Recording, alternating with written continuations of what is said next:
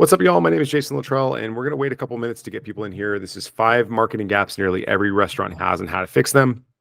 My name is Jason Littrell. We're going to wait just one or two more minutes for a couple more people to kind of trickle in. But this is some pretty straightforward stuff. So it's 5 marketing gaps that nearly every restaurant has and how to fix them. And once you see it, you kind of can't unsee it. It's some interesting stuff, especially if you are a nerd like me. But I'm obsessed with this problem of why 80% of bars and restaurants go out of business in the first 5 years. So, and about 60% of them, 67%, depending on who you ask, will go out of business in the first year of actually being in business. So these are like really sucky, dismal things. And these are 5 specific strategies that are pretty much 100% software-based, AI-based, and automation-based that can help you attack some of these problems that most bars face. And so, all right, I'm going to get right into it. This is a very short presentation. I'm not going to try to take up too much of your time, and hopefully you can find some of this information is actionable and important and relevant and reasonable. And hopefully it will help you solve the problem the big problem is why do 80% of bars and restaurants go out of business? So here are 5 specific marketing gaps that nearly every restaurant has and how to fix them. I'm just going to move on to the next slide here.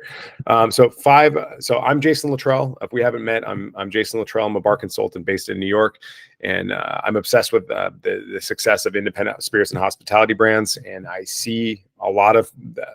So I've been doing this for around 20 years, and the first and last bars that I ever worked at are still in business. Every other bar, and I'm talking about like 12, 15 bars, have all gone out of business since in that time. So these are really crazy times. It's the statistics are pretty much the same. I mean, there's a dip and increase in closures during COVID, but generally speaking, it's a very, very difficult business. And so a lot of times I get people saying like, well, I don't like to market. I don't like to do all this stuff. Well, first of all, outsource it. If you don't like to do it, outsource it, but it is a required thing. You have to market.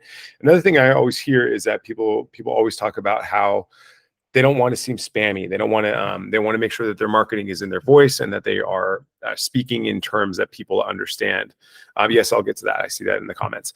So they want to speak. They want to speak to their to the people that they're talking to in the way that they like to talk to them. So first of all, just before we even get started with this presentation, we do have to talk about a couple of different things. Like first of all, like what does your restaurant do? Like who do you serve? What do you do? What niche do you occupy that makes sense for people to pick you and only you and want to come back? Hospitality is one thing, and then actually serving and actually delivering on that brand promise is another thing. A lot of times bars and restaurants just don't know what they do and they don't know who they serve. And every good decision derives from that. And there's a downstream effect to having an understanding of exactly who you are, what you do, and who you do it for. So if you don't have those things very clearly, then marketing is probably not going to really help you.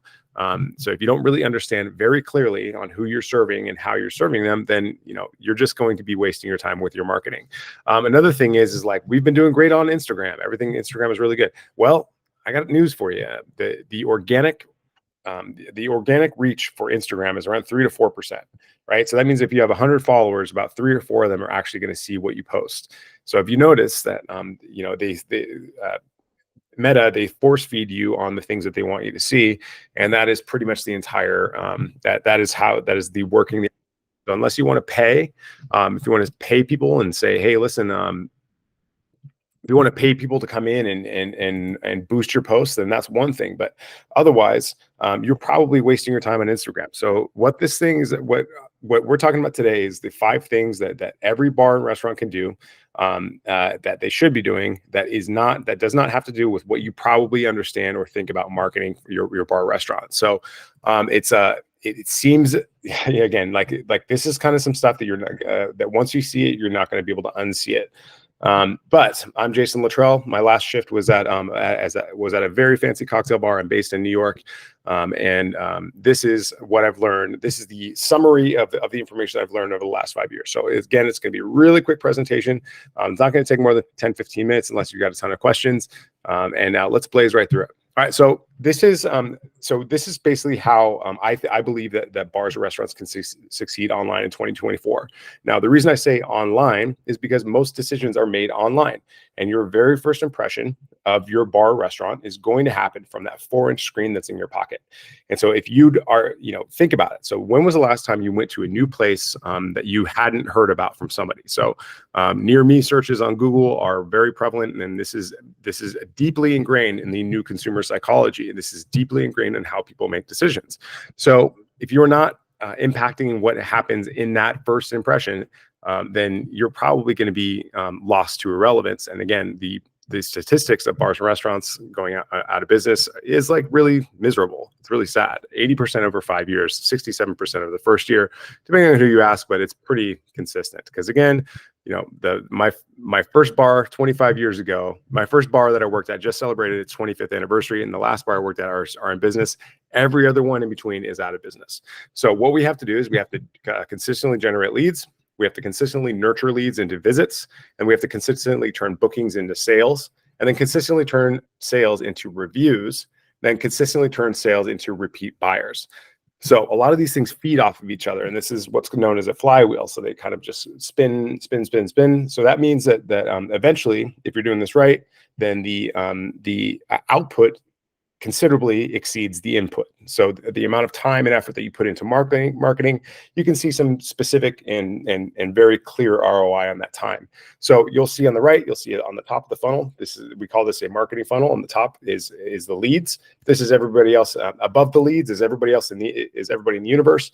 Then when you get into the top of the funnel, that's leads. That's people that have interacted with your content, that have seen you, that they know that you exist, and that you have some level of trust. Below that is going to be bookings. So these are people that have converted from leads into customers, and that they are going to visit your restaurant. This is extremely high intent. It does not get higher intent than this. And so up to that point, it is a marketing conversation. And then once you matriculate from bookings into sales, that is a sales conversation. That means that they've walked through the door, and you know that them buying something is imminent.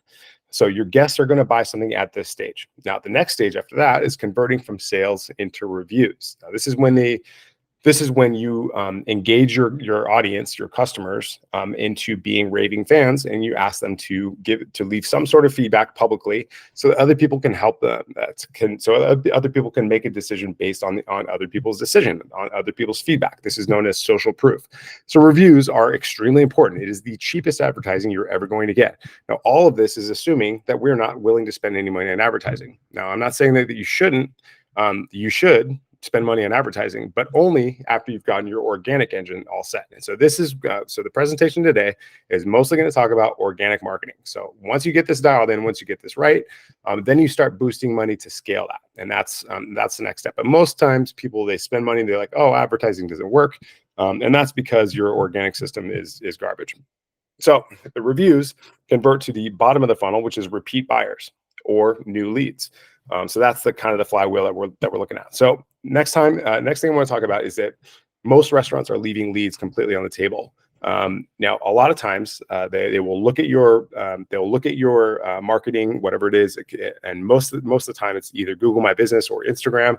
Sometimes it's some other things, but for the most part, it's Google My Business and Instagram. And then eventually, sometimes to verify that you are still open, that you still exist, or that you're the right decision, they'll head to your website. Now, if you don't have like some sort of a chat widget or some sort of a lead capture device on your website, then you're leaving leads on the table. So what I like to do is I like to put a little chat widget on the right that says, do you have any questions? Let us know. And it's probably one of 5 questions.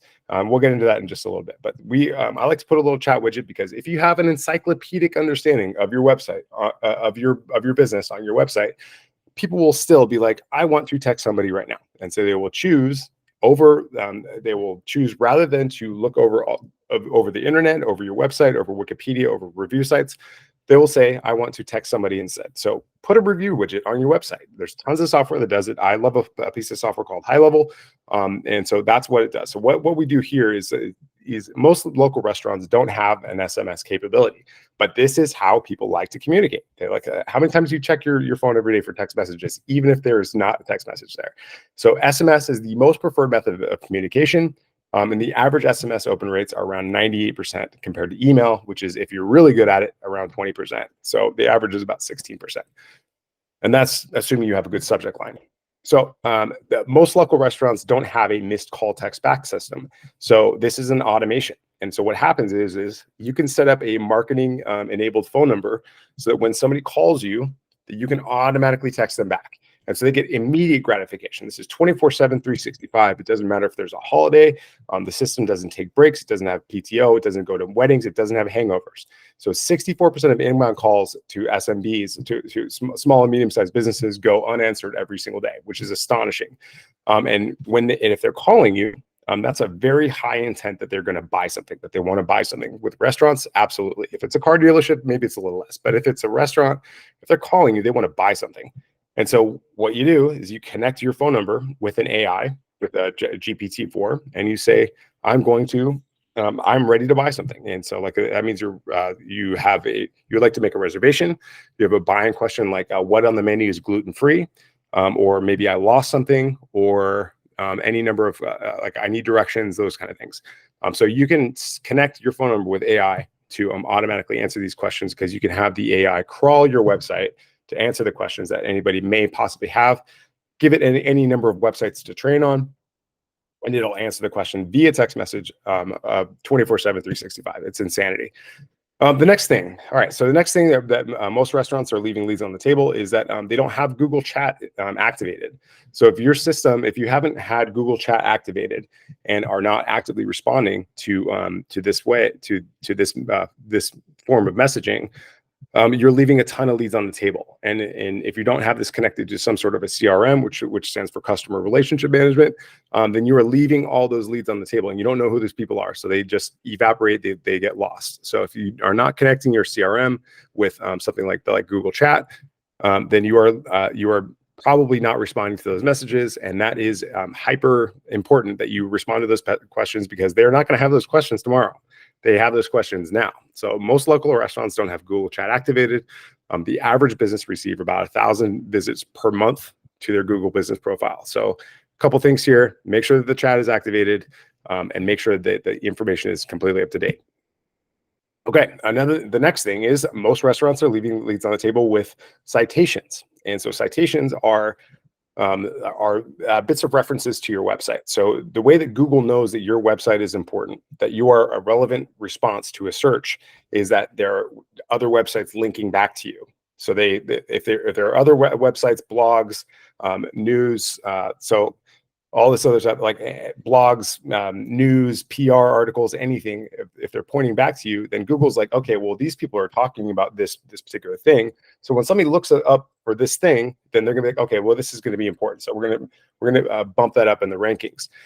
So what you can do, a lot of times, you're a local bar or restaurant, and you don't have that. You don't have PR. You're not getting written up by the Times, and your domain authority is what it's called, is relatively low.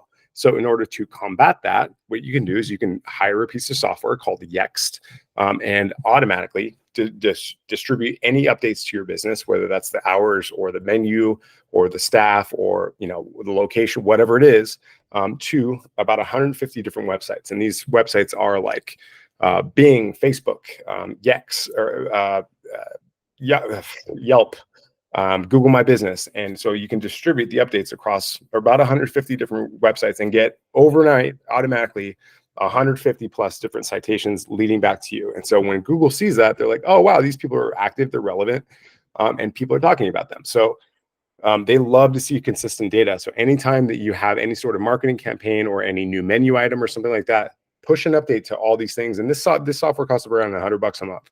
And it's much easier than, it would take you 10 hours to do this by yourself. And it's like completely mindless, mundane work. So get a piece of software, do this, get that to do it for you.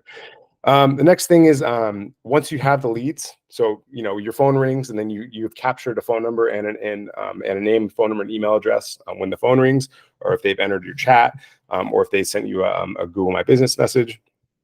The next thing that you can do is automatically follow up with them. And so again, this goes back to CRM and automation, but you can set up an automation so that every time a new contact is created in your CRM, they can be added to a workflow. As in, asking them for a review, or sending them what's known as an indoctrination sequence that says, hey, just so you know, here's a cool thing that we have. Hey, meet our chef. Hey, this is the thing that people are talking about. And so, like, if you're not replying fast enough to these things, then you're not effectively nurturing if you're not replying fast enough to this inbound messaging, then people are going to think that you're ghosting it. And so what happens when you think that somebody's ghosting you? You ignore them. You're like, I'm not going to put up with this. And so you just ignore them. So the odds of a business connecting with a lead within 5 minutes of the lead being generated are about 100 times more likely than waiting for 30 minutes. So that means that if you don't engage with them in the first 5 minutes, they will have already moved on to the competition. And I live in New York. If you're anywhere, if you've walked down the street in New York, you probably, in the time that you've listened to me talk about this, you've probably walked by 10 restaurants. And so that what's immediately going to happen is that they're going to be like, okay, well, these people aren't there. I'm going to go find the next thing. They haven't answered my question. And so they were going to find somebody who is set up like this. So most restaurants simply don't reply quick enough. It's typically because there's some sort of a human intervention, or the restaurant's closed, or you just don't have the staff available to answer these questions when they need to be answered. And it's not your fault. It's crazy, but it's like consumers, they don't think about your overhead. They don't care about how many people are on your team. They don't care about your office. They care about them. And just like the rest of us, they care about themselves first. It's called WeFM. What's in it for me? So restaurants waste a lot of time when there are people in the office, or there are people in the restaurant.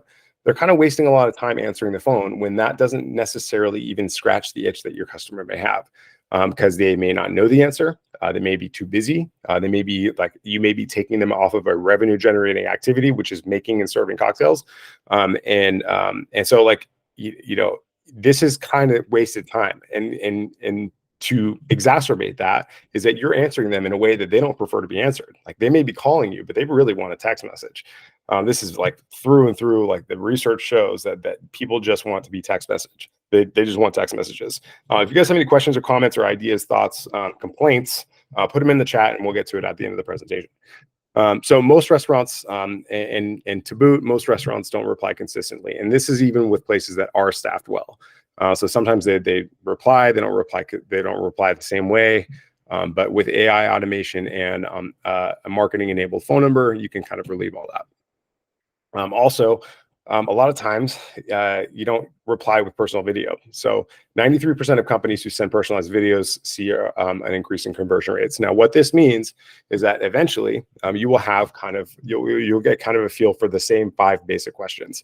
And so what you can do is you can pre-record answers for each of those questions, and then create a template, a snippet of text that links to that particular answer, that is customizable. So if you look at the screen, you're going to see like little squiggly lines up here in a second. Those are called merge tags, and so you can reply to people with just by putting in a piece of a little code of text, snippet of code that says to the person what their name is, answers their question, and then gives them a link to a video that they can watch. So this is perceived as being very, very, very personalized. It's a big deal, especially when you're doing this at scale. So the next thing is that most restaurants don't consistently generate reviews. So this is probably the biggest decision intervention that you're ever going to see, especially for bars and restaurants. Most people are going to do a bit of research before they go to your restaurant, even if they were invited, even if they have no choice but to be there. So most local restaurants don't have a way to quickly request a Google review, right? So what's the easiest way to do that is to have a link handy that's easy to get to and easy to send in a way that is easy to read. What this does is, so a steady increase in reviews has been shown to correlate with an increase in Google Business Profile phone calls, right? So the more reviews you have, the more times people are going to click the link, call this restaurant, right? And then it'll automatically enter your phone number, which is a marketing enabled phone number. It'll automatically call them, and then we will automatically log them as a lead. So 88% of consumers worldwide consult reviews when discovering a local business. Again, this is whether they chose this themselves or were invited or are required to be there. So 60% of consumers feel that the number of reviews a business has is critical when deciding whether to use its services, right? So more often than not, people are going to be like, do I like this place or don't I like this place based on the number and quality of the reviews? It's insane.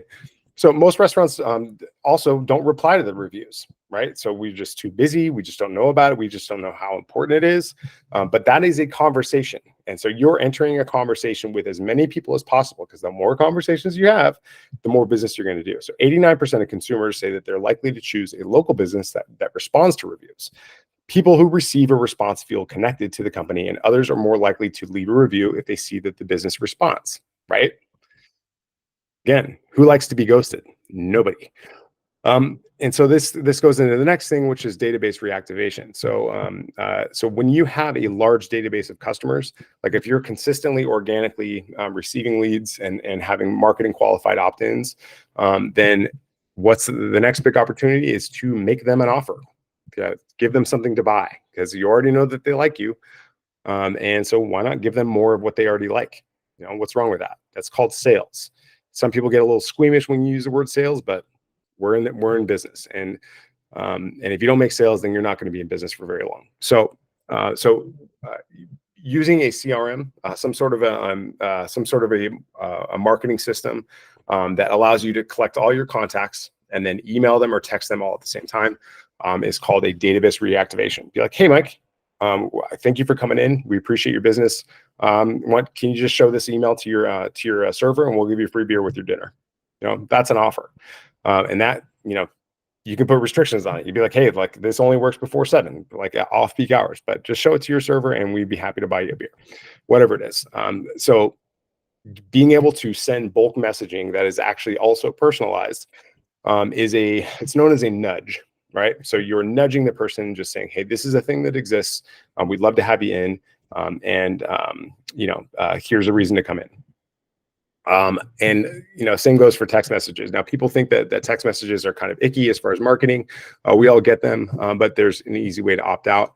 And then there's a small percentage of people that actually appreciate those messages. So don't use it sparingly, and it's a good look. So that's all I got for you today. Those are 5 different things that are just very simple, quick marketing gaps that every restaurant and bar has, and hopefully how to fix them. All right, let's see here. Got a question in the comments here. Let me just check this real quick. Where is it? Oh, for crying out loud.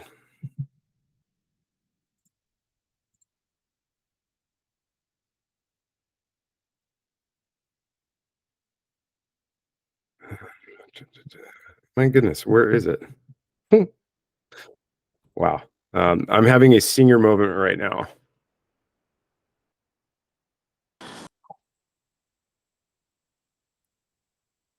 This is so funny. Yeah, Chris, so I'm just going to edit all this out.